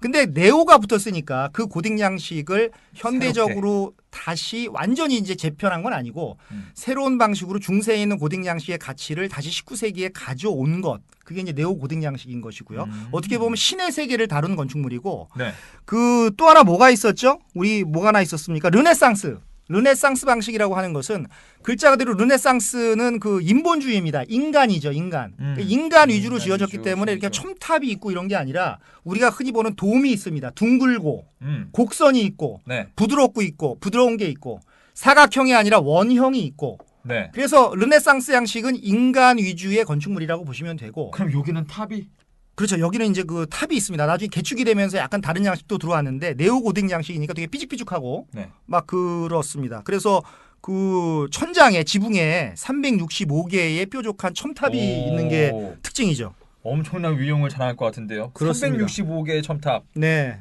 야, 의리의리할 것 같습니다. 그리고 지금도 국회의사당으로도 실제로 쓰고 있는 건가요? 네, 지금도 국회의사당으로 쓰여지고 있고요. 네. 건물의 길이가 무려 268m고 어. 폭이 그 123m입니다. 그래서 이제 그 이게 1000년을 기념해서 이게 그 천년 기념. 헝가리가 이제 그 896년도에 그 건국을 했지 않습니까? 그래서 1000을 딱 더하면은 1896년도가 되는데요. 네. 1000년을 기념을 해서 이걸 지은 것인데 그 저기 공모전을 통해서 많은 건축가들의 공모전을 통해서 그 이렇게 선정을 했고요, 건축가를. 네. 1884년에 착공을 해서 무려 18년 동안 공사를 해서 1902년도에 완공한 그런 그 아주 멋있는 네오 고딕 양식의 건축물입니다. 그 뽑힌 사람이 누군데요? 그 뽑힌 사람이 세계적인 건축가 겸 디자이너인 그 임레 슈테인들. 임레 슈테인들. 예, 임레 슈테인들이라는 건데 이거 역시 임레가 성이겠죠. 임레가 성이고 슈테인들이 이름입니다. 임레 슈테인들. 그렇군요. 임레 슈테인들이 그 공모전에서 입상을 해서 이 건물을 만들었는데 아, 얼마나 예, 자랑스러울까요? 그렇습니다. 저희가 만든 이 건축물을 딱 봤을 네. 때. 그래서 헝가리 사람들이 얼마나 그 자부심 있냐 그러면 요 그 재료들 네. 이 건물의 재료들을 다 헝가리 걸로 쓰자. 그래서 보통 다른 성달 것을 보면은 무슨 이태리에서 대리석 가져오고 스페인에서 무슨 보석 가져오고 하는데 요 부다페스트 의사당은 그 저기 어떻게 보면 다 헝가리 재료들만 썼고요. 네. 근데 가장 중요한 것은 요 슈테인들이 그 건물이 완공될 때는 실명이 됐습니다. 아, 예. 안 보였다고요? 예, 실명이 돼서 자신의 그 완성된 작품을 그 못 보고 와. 이렇게 못 봤다고 합니다. 이게 안타깝죠. 아니 어떻게 또 그럴 수가 있을까? 아, 정말 안타깝네요. 그렇습니다. 세계 10대 건축물을 자기가 네, 만들어. 만들어 놓고 야, 아쉽다. 그 좀- 유럽 시대. 네. 유럽 시대입니다. 저도 세계하고 유럽하고 너무 헷갈립니다. 가끔가다 왔다 갔다 하니까요. 이 국회의사당도 그럼 돈 좀 내고 들어가야겠네요. 이거는 좀 들겠는데요, 돈 좀? 아, 요거는 그 좀 듭니다. 이게 얼마죠? 5,200포인트니까요. 우리 돈으로 그럼? 우리 돈 지금 약간 뭐 올랐다라고 하는 분도 있는데 제가 갔을 때는 5,200포인트였는데 네. 굳이 계산을 하자면은 그 22,000원, 22,000원이 비싼데? 되죠. 뭐 배낭 이렇게 여행객들이. 돈 좀 아껴야 되는데 이거 어떻게 멀리서 그냥 볼까요? 어떻게 들어가 볼까요? 어떻게 할까요? 네. 저는? 근데 이거는 반드시 보시는 게 좋습니다. 이게 보셔야 되고 네. 이 건물에 깔린 그 레드 카펫의 길이만 그 3,456km니까요. 그 레드 네? 카펫의 길이만 그러니까 뭐 1층 다 돌고 2층 다 돌고 3층 다 돌고 규모가 엄청 어마어마한 거죠. 그리고 레드 카펫의 길이만 3,456m니까 네. 키로를 깜짝 놀랐잖아요. 네. 미터. 아 미터인가요? 미터 제가 네, 지금 뭐- 막 실수하고 있나요? 네네 네. 미터입니다. 미터. 강보다 덕인 줄 알았네. 네, 3,456. 아 미터군요. 미터. 그럼 페스트 지구에서 이거 말고 또 멋진 건축물 있나요? 또 멋진 건축물은 그 성 이슈투반 성당입니다. 성 이슈투반 성당, 이슈투반 예, 성당, 성 네. 이슈투반 성당인데 네. 이거 역시 그 헝가리는 1000년이 밀레니엄이라고 하는 것이 굉장히 의미가 있는 것 같아요. 헝가리 건국 1000년을 기념해서 그 부다페스트에 지은 그 가장 큰 성당, 최고의 성당입니다. 그래서 그래서 특징이 뭐죠? 특징이 그 교회의 도매 높이가 그 96m입니다. 96m. 근데 높네. 예, 왜 96m인지 아시겠어요? 모르죠. 제가 아까 네. 힌트를 조금씩 드렸는데 건국한 해가 896년이고요. 1896년. 아니 건국한 해가 896년이고 896년에 예. 1000년이 된 해가 건국 1000년이 된 해가 1000을 더하니까 1896년도입니다. 그 뒤 숫자가 아, 뒤에 96m죠. 네. 그걸 딱 맞춰서 했다고요? 예, 그걸 딱 맞춰서 에이, 했습니다. 그걸 딱 맞춰 96m 제고했다고요? 너무 좀 괜히 그러시는 거 아니에요? 끼워 맞추고 너무? 뭐 저기 줄자로 재진 않았겠지만 그 96m인데 이 96m가 왜 신빙성이 있냐 그러면 조금 전에 말씀드렸던 국회의사당. 네. 국회의사당 높이도 96m입니다. 아, 똑같아요? 예, 똑같습니다. 그럼 일부러 그런 게 맞네. 예, 그래서 어. 96m를 넘으면 자연 경관이나 어떤 그 이런 그 보는 우리가 조망할 수 있는 풍경을 해친다 그래서 네. 96m 이상으로 건물을 못 짓습니다. 그 부근에. 그러니까 96m가 어떻게 보면 기준이 된 것이죠. 아, 그럼 제가 좀 경솔했네요. 죄송합니다. 사과드리겠습니다. 근데 뭐 저기 저도 아까 뭐 미터를 킬로로 한 뭐 네. 엄청난 실수를 했으니까 이것도 그 헝가리어로 미안합니다가 그 보차넛이었죠? 네, 보차넛. 하나, 둘, 셋. 보차넛. 네. 아니 이거 아까 마차시 성당은 마차시 이름을 따서 막 했는데 여기는 뭐 그런 거 없나요? 누구를 기리기 위해 뭐 그 이슈투반 1세라고 하는 왕이 있는데 이슈투반 아 1세. 이것도 이름이구나. 네, 이것도 다 이름입니다. 이름이었구나. 다 이름입니다. 이슈투반 1세라는 왕이 있습니다. 우리나라로 네. 따지면 거의 뭐 그 세종대왕급입니다. 오, 진짜? 그래서 이 이슈투반 성당을 지었는데 이 성당에 이슈투반 왕의 그 오른손에 미라가 있습니다. 오른손에 미라. 오른손만 있다고요? 예, 오른손에 미라가요? 예, 미라가. 아니 왜 오른손만 왜 있어요 그러면? 그래서 많은 너무 사람들이 무서운데? 예, 좀 약간 무섭죠. 약간 네. 괴기스럽고요. 그래서 많은 사람들이 아니 미라는 그 온몸을 사실 온몸을 만들어야 되는데 네. 왜 오른손만 만들었나? 왜 오른손만 잘라서 저기 만들었나 했는데 그건 아니고 이게 이제 그 막 전쟁도 겪고 뭐 이렇게 막 하다 보니까 이제 그 미라로 만들어진 그 이슈투반 그 1세의 그 어떤 미라를 발견을 했는데 유독 다른 부분은 다 부식이 돼 갖고 이렇게 다 흐트러졌고요. 유독 오른손만 이 미라가 보존이 됐다라는 거예요. 오, 그거 희한하다. 네. 일부러 그런 게 아니에요? 예, 일부러 그런 게 아닙니다. 오른손만 부식되지 않고 이렇게 남아 있었다라는 겁니다. 그 참 뭐 불가사의죠. 오른손잡이였나 보다. 뭐 그거 뭐 논리적으로 맞습니까? 좀 안 맞는 것 같은데. 네, 오른손잡이인데 그 오른손에 뭔가 깃들어 있는 거죠. 네, 그런가요? 성스러움 막 이런 거. 예, 정확히 지금 뭐 찝으셨는 거 알고 하셨는지 모르고 하셨는지 모르겠지만 그래서 그 헝가리 사람들은 이 오른손을 부식되지 않고 남아 있었으니까 네. 그 성스러운 오른손, 그렇게 성스러워지는 얘기를 해요, 예, 또? 오른손이라고. 아 뭔가 깃들어 있는 예. 오른손이라고 얘기하는 거예요? 글로리어스 라이트 핸드라고 얘기를 합니다. 아 글로리어스 라이트 핸드? 예, 글로리어스 라이트 핸드라고 실제로 부릅니다. 헝가리 말로는 모르겠는데 네. 영어로는 그렇게 써 있어요. 거의 세종대왕급이라고 하셨는데 네. 아, 그러면 그 마차시와 좀 비교를 해보는 것도 재미가 있겠네요. 그렇습니다. 여기도 돈 내야겠네요. 여기도 뭐 돈을 그 성당 자체는 무료인데 무료예요? 성당 자체는 네. 무료인데 이제 거기 들어가면은 뭐 전망대가 또 있지 않습니까? 전망대 96m 올라가려면 전망대에 올라갈 때 500포인트 내고 또 거기도 보물관이라고 따로 이렇게 방을 마련해 놨어요. 거기서 또 이제 들어가려면 한 1100포인트 또 내야 되고 그 오른손도 볼 수 있어요? 오른손도 이제 봐야 되는데 그것도 공짜로 못 보고 이제 이건 그 봐야겠는데? 100포인트짜리 동전을 딱 넣으면 네. 한 1분 동안 불이 켜집니다. 불이 딱 켜져가지고 불 켜질 때 딱 보고 너무하네. 1분 지나면 딱 꺼져요.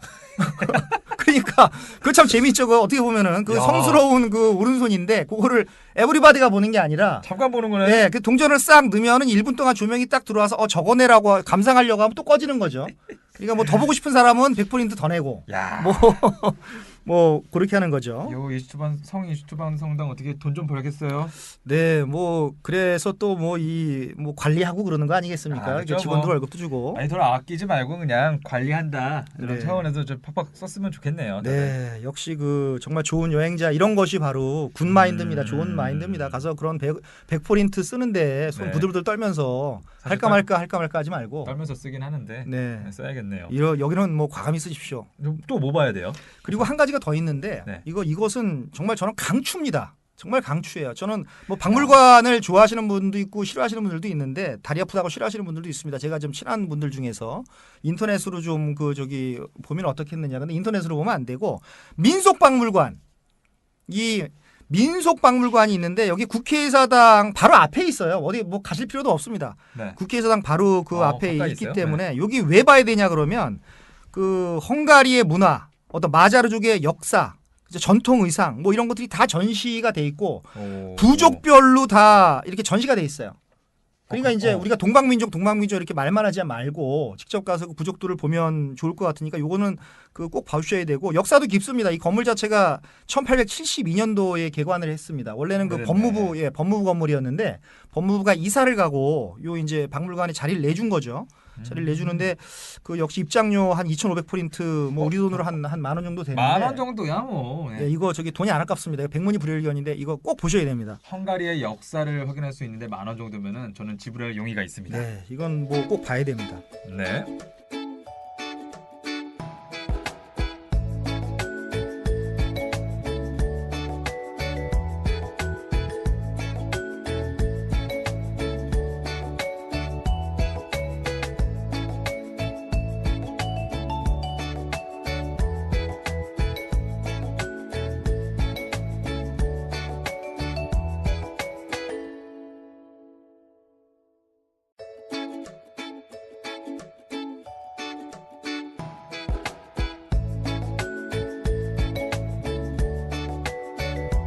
자, 이렇게 쭉쭉 돌아다니다 보면 말이죠.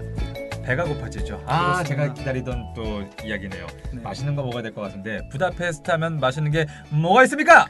부다페스트는 뭐 맛있는 게 너무 많지만 사실 뭐 그래요? 이름 뭐 발음이 어려워 성가리어 발음이 어려워 가지고 맛있는 게 그 너무 많은데 그 우리 입맛에 너무 맞아요. 너무 이렇게 우리 입맛에 그 맞는다라는 게 중요한 겁니다. 그래서 아까 그 고추의 일종인 그 파프리카에서 비타민 C를 이렇게 세계 최초로 뽑아낸 그런 국가라고 제가 말씀드리지 않았습니까? 네. 그래서 그 고추가 많이 들어가요. 그런 그래서 거 좋아하나? 예, 헝가리 사람들이 뭐 고추를 뭐 고추장에 찍어 먹는 수준은 아니겠지만 네.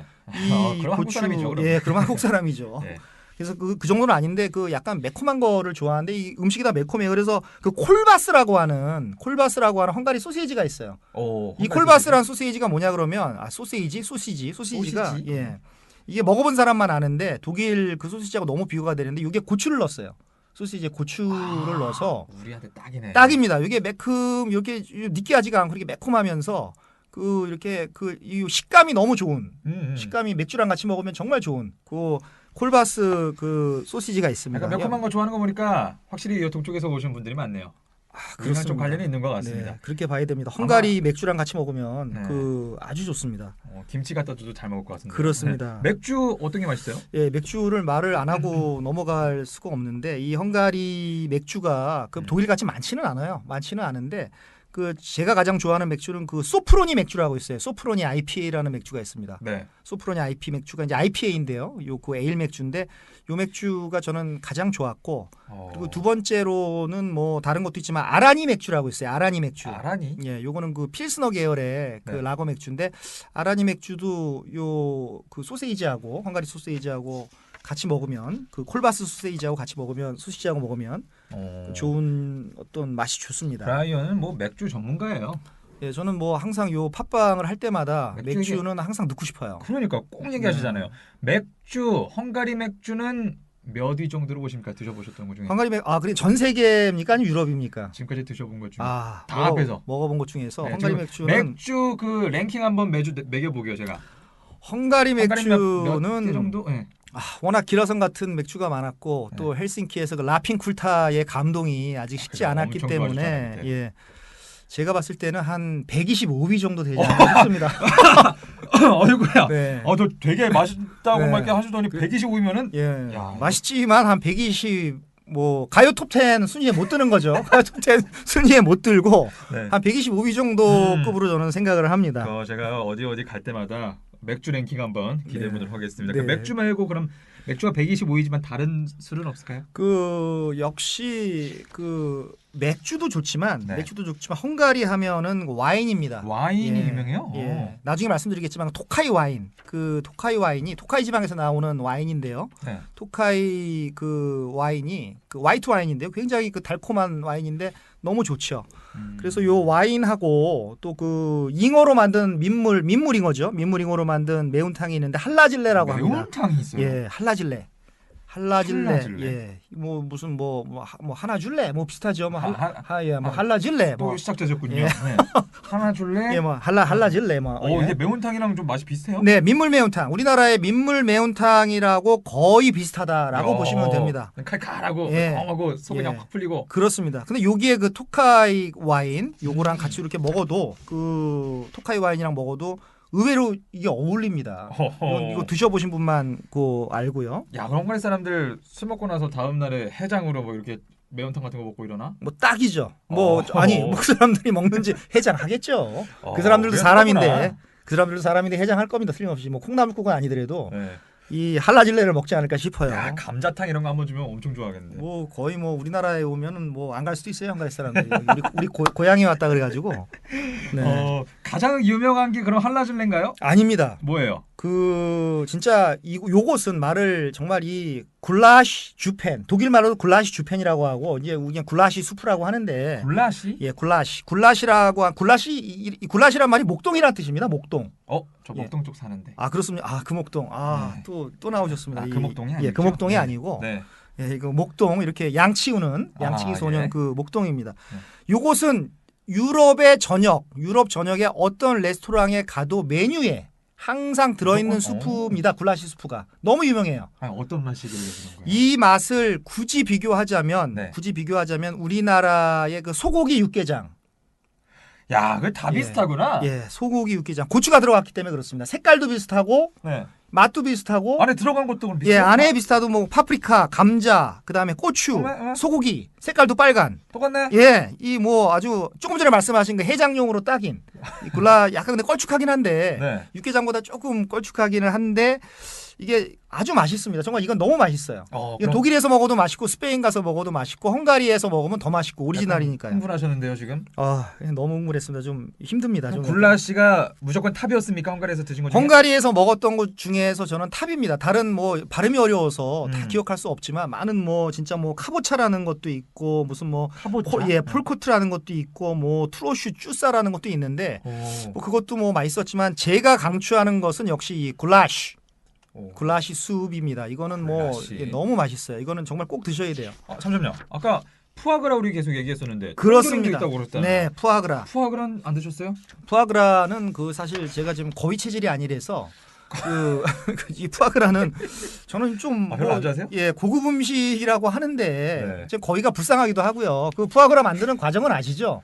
예. 엄청난 고문을 통해서 그 정말 억지로 밥을 먹여서 정말 네. 그 어떻게 보면 좀 나쁜 음식인데요. 아이고. 그 우리나라 보신탕 갖고 뭐라 그럴 게 아니라 정말 이 거위를 그 잔인하게 이렇게 사육을 해서 이렇게 나온 건데 프랑스 사람들은 좋아하는데 저는 사실 제가 거위 체질은 아닙니다. 그래서 좀, 안 드신 거예요? 아니면 입맛에 안 맞아서? 뭐 여러 가지가 복합적입니다. 그래서 이렇게 한번 먹어봤는데 네. 근데 어떤 분은 또 굉장히 좋아하시더라고요. 어떤 분들은 너무 바로 이 맛이었다 네.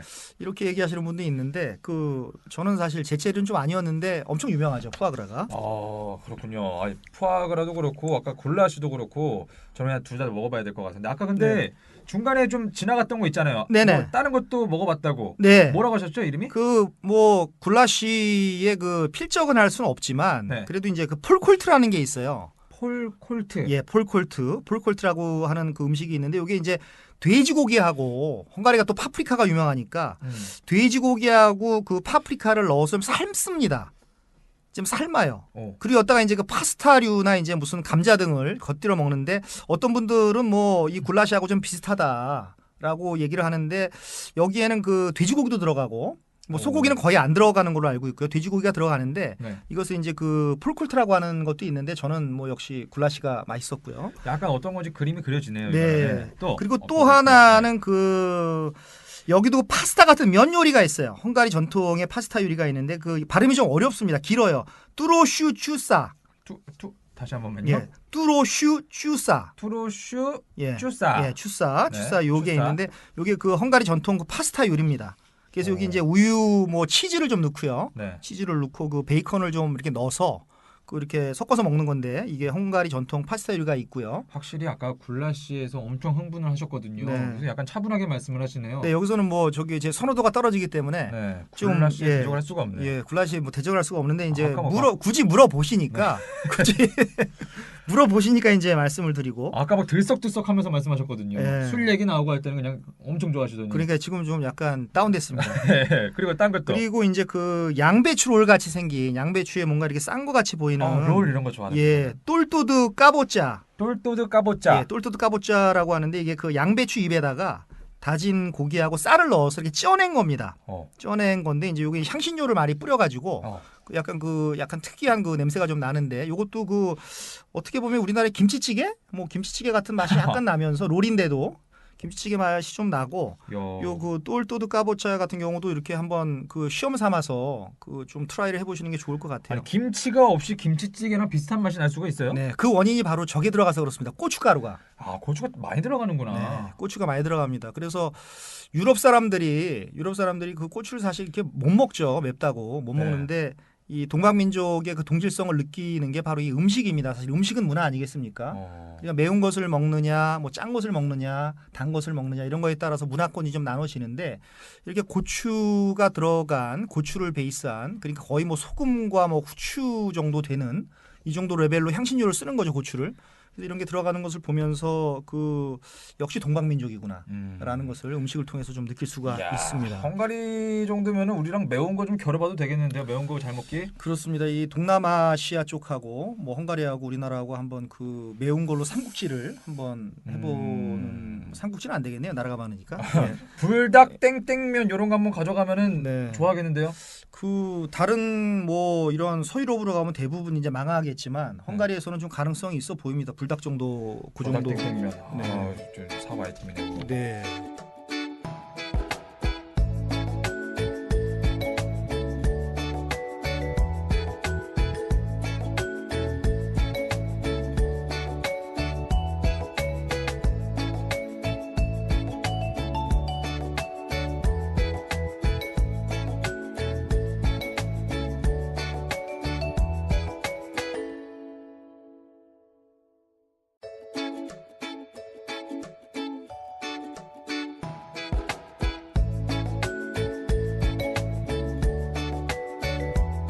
자, 그럼 먹을 것도 이제 좀 먹어보고 말이죠. 네. 이제 배를 꺼지게 만들려면 돌아다니면서 뭐 좀 사야 돼요. 그렇습니다.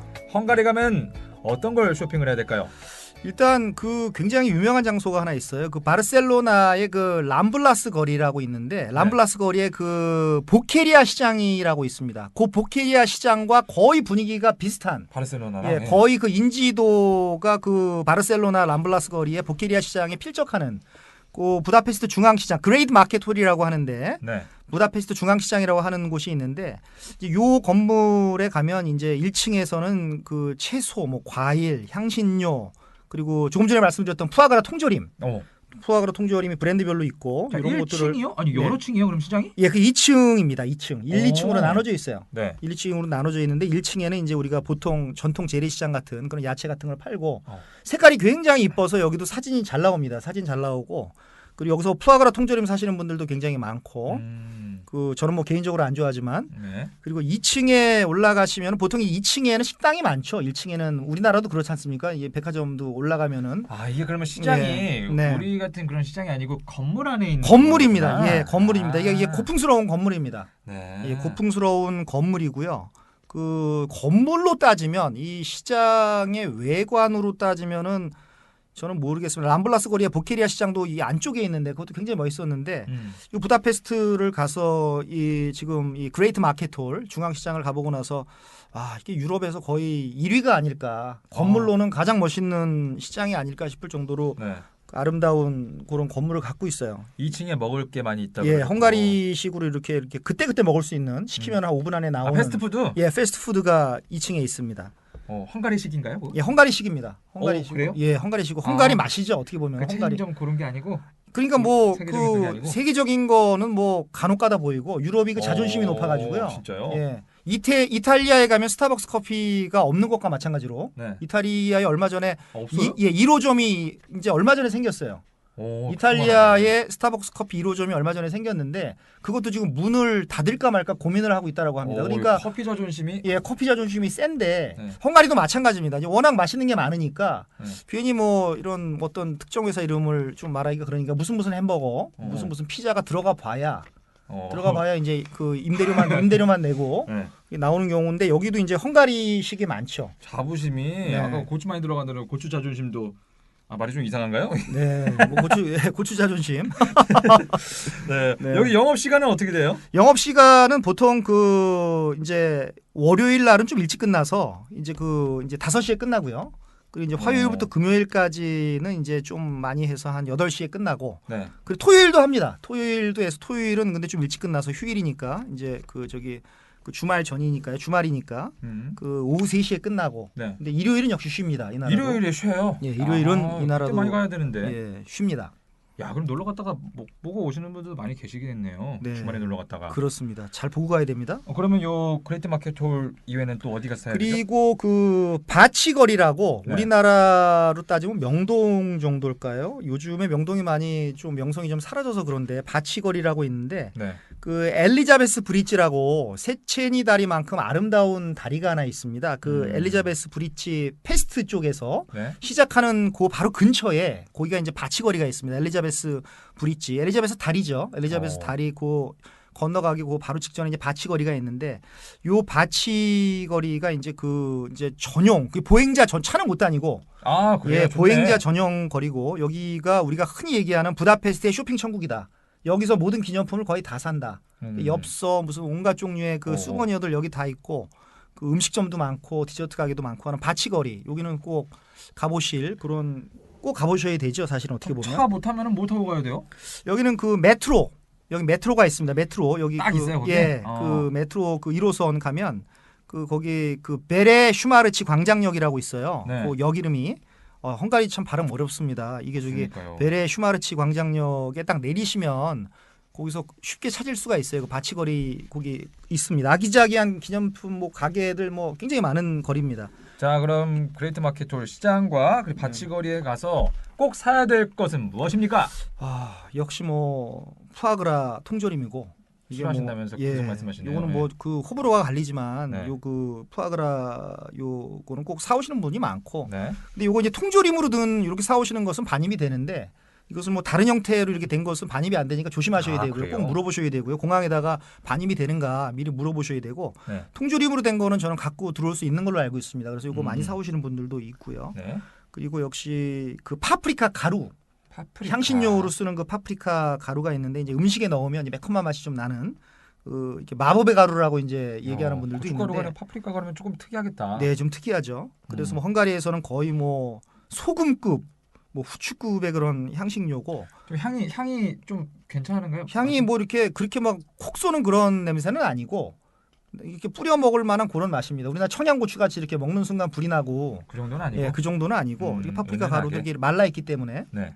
우리나라 고춧가루 그런 형태는 아니고요. 그리고 술 꼭 얘기하시겠죠. 예, 술은 꼭 이제 헝가리 그 와인, 그 토카이 와인, 네. 그 이것은 뭐 꼭 사셔야 되고 그 또 쌉니다. 와인이 우리나라는 상하리만치 비싼데 그 쌉니다. 그 참고로 말씀드리면 헝가리가 세계 10대 와인 생산국이에요. 아 그래요. 예, 세계 헝가리가 10대. 매력이 많네. 예, 우리나라에서는 그 잘 뭐 헝가리 와인 뭐 우리나라에서 뭐 저도 한 번인가 먹어봤는데 이렇게 뭐 다 프랑스 거 아니면은 다 뭐 스페인 와인, 이탈리아 와인인데 세계 10대인데 우리 예. 흔하지 않네요 우리한테. 우리나라에는 모르겠습니다. 물량이 딸려서 안 들어오는 건지 그 잘 모르겠습니다만은. 네. 그래서 그 대표 와인이 아까 그 토카이 지방에서 나오는 토카이 와인이라고 하셨는데 토카이 아수스라고 하는 라벨이 붙은 게 있어요. 네.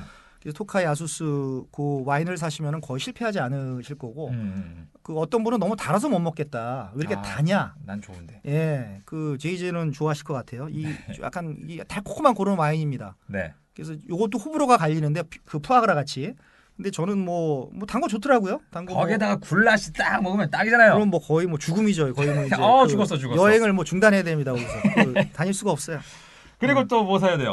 그리고 뭐 아기자기하게 그 이렇게 천에다가 손으로 자수를 해서 이렇게 그 뭐 식탁보라든가 덮개라든가 그래서 거기 보면은 그 전통 의상 같은 것도 이렇게 새기고 그 부다페스트의 자연 같은 것들을 자수로 새겨서 크기도 뭐 종류도 이렇게 다양합니다. 자수 선물 이런 거 많네. 예, 자수 아이템 이런 거 선물로 많이 사시더라고요. 그래서 그 자수한 거 이렇게 그 자수하니까 뭐 어디 무슨 경찰서에 자수하다 뭐 이런 뭐 이런 느낌이 드는데 그 자수가 아니고 손으로 한 그 자수가 자수 아니죠. 예 손으로 한 니팅 네. 그 손으로 한 그 자수 아이템 그것도 그 좋은 것 같습니다. 이거 그리고 자수 이거 많이 파시면 자수 성가하겠네요. 아 이거 또 이 참 우리나라 말에 이 세종대왕이 훌륭하십니다. 뭐 이게 오늘, 다 나올 수가 있어요. 많이 나오네요. 네. 그리고 마지막 하나만 더 얘기해 그리고 주시죠. 하나는 뭐 사실 이게 헝가리 거는 모르겠습니다. 헝가리 브랜드냐 아닌지는 모르겠는데 그 러쉬라고 하는 그 이거 헝가리 거 뭐 아닐 텐데. 그 비누 있지 않습니까? 네. 근데 비누인데 요거를 왜 사와야 되냐 그러면 그 좀 쌉니다. 그 다른 얼마나 영국의 3분의 1가. 그래서 이거 뭐, 인기 좋은데. 예, 그래서 우리 지금 이 러쉬가 한국에서 워낙 비싸기 때문에 우리 관광객들이 일본 가서 뭐 일본에서 많이 사오는 경우도 있고 태국 네. 가서 사오는 경우도 있는데 그 헝가리도 쌉니다. 영국의 3분의 1이니까요. 영국에서 싸 있으니까 근데 요 러쉬 매장이 요 바치거리에 있습니다. 그러니까 바치거리에 있으니까 가셔서 요 러쉬를 뭐 싸니까요 일단은 뭐 살 네. 가치가 있겠죠. 뭐 헝가리적인 이 것은 정도 뭐 네, 좋네요. 뭐 아니겠지만 저는 뭐 이 중에서 러쉬는 뭐 딴 데도 많으니까 네. 싸도 파프리카 가루랑 네. 푸아그라를 꼭 가면 사오도록 하겠습니다. 네.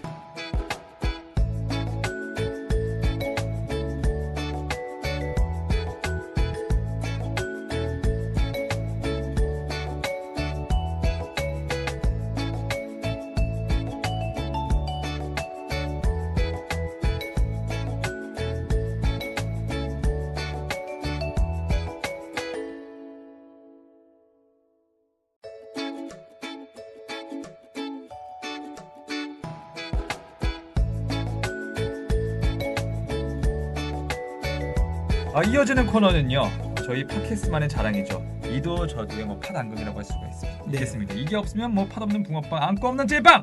너만 몰랐던 부다페스트입니다. 네. 오늘 부다페스트 헝가리에 대해서 많이 좀 배웠는데 저는 이거 아실지 모르겠어요. 헝가리에 대해서 아는 게 좀 있습니다. 네. 헝가리가 예전에 세계적으로 엄청나게 축구를 잘했던 축구 강국이에요. 브라질보다 더 했어요, 심지어. 그랬던 적이 있었나요? 네, 그 심지어 1954년에 스위스 월드컵 때 우리나라가 첫 출전을 했었는데 네. 당시에 9대 0으로 패배했던 게 생각이 어렴풋이 납니다. 54년도가 예. 생각이 나시는군요. 어렴풋이 생각이 야, 납니다. 이거 예.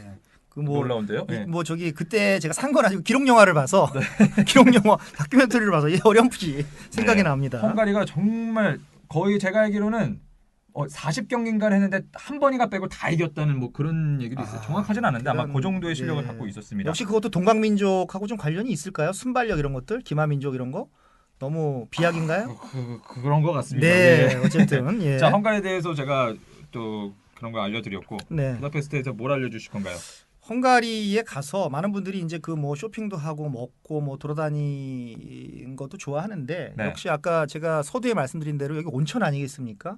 근데 아까 온천 어떤 분은 말씀하셨죠? 부끄러워서 못 가는 분들도 있는데 네. 과감하게 여기서 온천을 사실 보고 오셔야 돼요. 온천 헝가리 전 국토의 3분의 2가 온천인데 온천인데 1000개가 있는데 근데 거기 갔다가 온천을 안 하고 그냥 오면 이건 우리나라에 온 사람이 김치를 안 먹고 그냥 돌아가서 한국 음식은 무엇이냐 이렇게 얘기하는 것과 좀 비슷한 건데 그 정도입니까? 예, 온천은 꼭 가야 되고 부다페스트 안에만 온천이 100여 개가 있습니다. 맞네요. 예, 우리 서울에는 몇 개 온천이 뭐 자연 온천이 없죠. 서울에는 다 전기 뭐 온천이 없죠. 예. 뭐 저기 온양온천, 도구온천 뭐 네. 이 정도. 예. 네.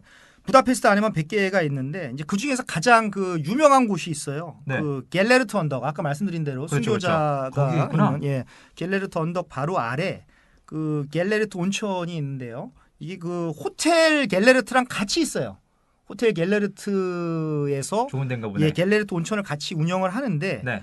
여기서 뭐 좀 여유가 되시면 이게 호텔이 이게 5성급이라서 이게 비싸거든요. 아이고. 그래서 굳이 여기서 뭐 이렇게 뭐 묵으면서 이렇게 럭셔리하게 온천을 즐기시는 것도 좋은데 뭐 그러실 필요까지는 없고 다른 뭐 이렇게 중저가 호텔에서 묵으시면서 요 호텔 갤레르트 언덕 바로 아래 있으니까요. 내려가면 바로 나오니까 내려가서 여기서 묵으면은 이렇게 굉장히 좋습니다. 여기. 호텔 갤레르트에 묵으셨나요? 저는 뭐 그 묵지는 못하고 여유가 있지 않으셨군요. 뭐 저기 도심에 바치거리에서 묵다가 걸어서 두벅두벅 걸어 와서 네. 그 돈을 내고 들어갔습니다. 여유가 있으시다면 묵어보시면 좋겠고요. 네. 어떻게 아까 부끄럽지 않다면 온천을 가야 된다고 하셨는데 네. 부끄러우셨나요? 예, 우리가 부끄러우셨나요? 여기 뭐 우리가 뭐 언제 다룰지 모르겠지만 그 뭐 내년 봄쯤이라고 생각을 하는데 그 독일의 그 바덴바덴이라는 도시가 있어요. 그 바덴바덴에 가면은 뭐 잘 아시다시피 독일은 그 사우나가 그냥 일상입니다. 그냥 뭐 창피하고 안 창피하고 이런 거 없고 네. 이제 그 뭐 혼탕식이 많죠. 저 얘기 들어봤습니다. 예, 혼탕식이 유명하죠. 많죠. 예. 근데 이제 많은 분들이 여기도 혹시 유럽이니까 혼탕이 아닐까 생각을 하는데 전혀 그 걱정 안 하셔도 되는 게 수영복 입고 들어갑니다. 수영복. 예. 그래요? 남자는 남자 수영복을 입고 여자는 당연히 여자 수영복을 입고 들어가기 때문에 그래서 이 실내도 있고 노천도 있습니다. 실내도 있고 노천도 있는데 노천은 노천대로 괜찮고 실내는 실내대로 그 안에 그 인테리어가 대리석으로 된 인테리어가 너무 괜찮고 그래서 여기서 들어가서 한 뭐 두세 시간 정도 누워 있으면 예 이렇게 좀 휴식을 취하고 나오면서 여행을 계속 하셔도 그 좋은 그런 곳입니다. 동남아 가면은 1일 2마사지 막 이렇게 하듯이 그렇죠. 여기서 이제 온천 1일 2온천 하면 되겠네요. 그렇죠. 근데 이온천까지는 좀 약간 부담이 될 것 같고. 다 불어가지고 다. 네. 그 뭐 예 한 1온천 정도. 전 아까 수영복 얘기하셔가지고 네. 걱정이 해소된 게 아니라 오히려 아쉬움이 짙어졌습니다. 아이고 아쉽다. 네, 그거는 이제 바덴바덴 편에서 제가 확실히 그것은 이제 파헤쳐 드릴 거고 네. 헝가리에서는 좀 이제 부다페스트에서는 좀 이제 참으십시오. 예, 수영복이면 뭐 그런 뭐 수영장에서 입는 그 수영복 말씀하시는 네네 거죠? 수영장에서 입는 그런 수영복을 그 온천에 그럼 래시가드 입고 막 그러나? 그 좀 저는 래시가드는 아직 못 봤습니다. 온천에는 못 보셨어요? 래시가드는 수영복을 입고 근데 수영복 100% 수영복이 아니래도 네. 그냥 이렇게 온천을 즐길 수 있는 티셔츠 옷을 같은. 그런 것도 입고 뭐 가시는 분들도 있더라고요 사실은. 래시가드 얘기가 나오니까 네. 그런 얘기가 있어요. 남자들이 래시가드 만든 사람 때려줘야 된다. 적이다. 네. 래시가드 때문에 비키니가 사라졌다 이런 말을 많이 하더라고요. 네. 그 적이 많네요. 예, 예. 네. 아 그럼 여기는 가격이 어떻게 되죠? 여기는 이제 주말가하고 좀 주중가가 다른데 네. 주말이 이제 5,500포인트니까 우리나라 돈으로 한 22,000원 되고요. 괜찮아요. 네, 온천이 괜찮죠. 정도면, 네. 예, 주중은 이제 5,300포인트니까 조금 싸겠죠. 한 21,000원 정도 되는 것 같고요. 그래서 여기 이제 입장권을 구매를 하면 네. 그 이제 그 전자팔찌를 주는데 당황하시지 말고 전자팔찌가 뭐냐면 뭐지? 락커키입니다. 아 락커키에서 우리 찜질방처럼. 예, 그래서 그래 딱 되면 그 문이 열리고 문이 닫히니까 그거를 이제 전자팔찌를 받아서 네. 락커에다가 옷을 넣고 그다음에 환복을 한 이후에 실내로 가실 분들은 실내로 가시고 네. 노천으로 가실 분은 노천으로 가시고 그렇게 즐기시면 그 될 것 같습니다. 가족분들도 많이 가시겠어요. 예. 네, 가족분들이 좋네요. 같이 가셔도 그 아주 좋은 그런 그 온천입니다. 이렇게 반전이 가득했고 또 네. 새롭게 많이 알게 된 도시 바로 부다페스트. 아름다운 야경도 그렇고 멋있는 건물, 맛있는 음식 이미 뭐 갔다 온 것 같은 기분이 드는데 네, 이 부다페스트 여행은 네. 어떻게 어떤 분들에게 추천을 주로 하십니까? 네, 바로 이 그 브라이언 정의 세계 도시 여행 이도저도에서 네. 이 이도저도에서만 그 정말 말할 수 있는 마지막 부분입니다. 그 부다는 그 물이란 뜻이죠. 그리고 페스트는 그 평야란 뜻입니다. 네. 그러니까 물과 평야는 같이 있어야 의미가 있겠죠.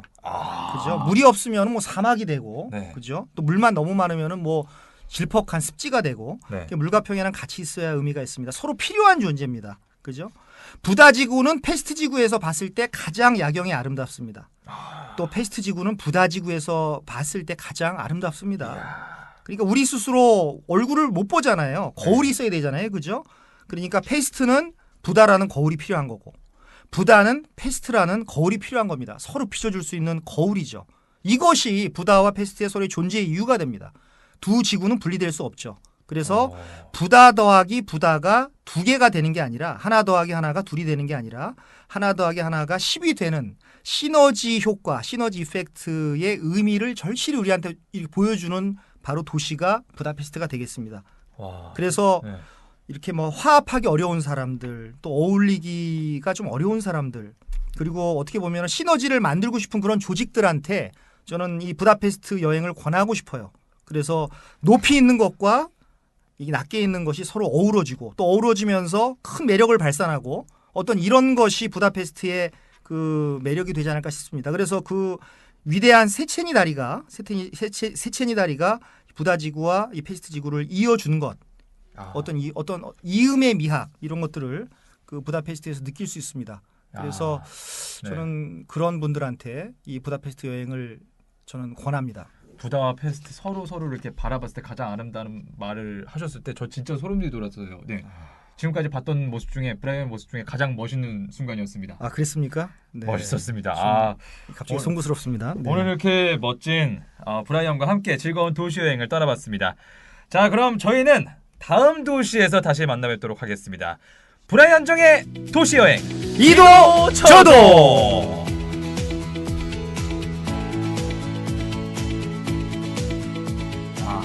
오늘 재밌었어요. 네. 부다페스트 괜찮으셨어요? 진짜 다녀온 것 같아요. 네. 부다페스트 뭐 또 하실 말은 없어요? 역시 매번 시간이 쫓겨서 네. 말씀을 못 드리는데 그러니까 역시 오늘 길었다. 예, 길었습니다. 길었는데 이 부다페스트에 그 제가 이게 생각이 안 나서 정말 그 이 음식이 아니라 이 과자죠. 이 쿠키가 생각이 안 나서 정말 고생을 했는데 그 마카롱이 헝가리에서 유명해요. 예, 부다페스트 마카롱 얘기를 제가 안 했거든요. 그래서 네. 여기 마치거리 끝에 그 카페 제르보라는 그 카페가 있어요. 역사가 160년이나 된 카페인데 그러니까 거의 뭐 1858년도에 개업을 했는데 근데 또 카페가 있구나. 예, 카페가 있습니다. 여기서 파는 마카롱이 최고입니다. 최고예요. 그래서 이 카페를 보면 이게 무슨 건물이 아니고 박물관스러운데 굉장히 고풍스러운 건물에서 160년이나 됐으니까요. 그래서 여기서 이제 마카롱을 제가 사 먹었는데 너무 맛있고 아까 말씀드렸던 그 마카롱과 그 헝가리 토카이 와인 이것을 세트로 만들어서 팝니다. 와인에 예, 마카롱. 그래서 안 어울릴 것 같은 조합인데 이게 저는 너무너무 좋았고요. 그래서 이 와인과 마카롱이 참 이렇게 어울리는 곳은 여기가 아닌가 이렇게 생각이 들고, 근데 저도 몰랐는데 네. 그 2014년도에 이게 그 제르보 카페가 서울에도 서울에 있어요? 예예, 저도 몰랐습니다. 저도 정말 상식 밖의 세계사인데요. 오. 그 2014년도에 서울에도 분점을 열었다고 하는데 저는 아직 못 가봤어요. 못 가봤는데 네. 뭐 아무래도 뭐 부다페스트 본점에서 또 먹어야 뭐 제맛이 아닐까요? 뭐 드셔보시지도 않고. 예, 저는 서울에서는 뭐 못 먹어봤는데 뭐 귤이 그 회수를 건너면 아닌가요? 그 저거 반대구나. 탱자가 네. 그 회수를 건너면 귤이 된다. 아, 그 반대인가요? 어쨌든 간에. 잘 모르겠어요. 네, 그 생각이 안 납니다. 예. 역시 그 이 본점에서 먹는 이 마카롱과 헝가리 토카이 와인 세트는 정말 감동이었습니다. 그럼 아직 못 드셔보셨던 그 서울의 그 분점 제가 한번 가서 먹어보겠습니다. 마카롱 큰 거예요, 작은 거요? 그 뭐 작은 겁니다. 먹어보겠습니다. 네. 아 재밌었습니다 오늘. 네, 후기를 기대하겠습니다. 아,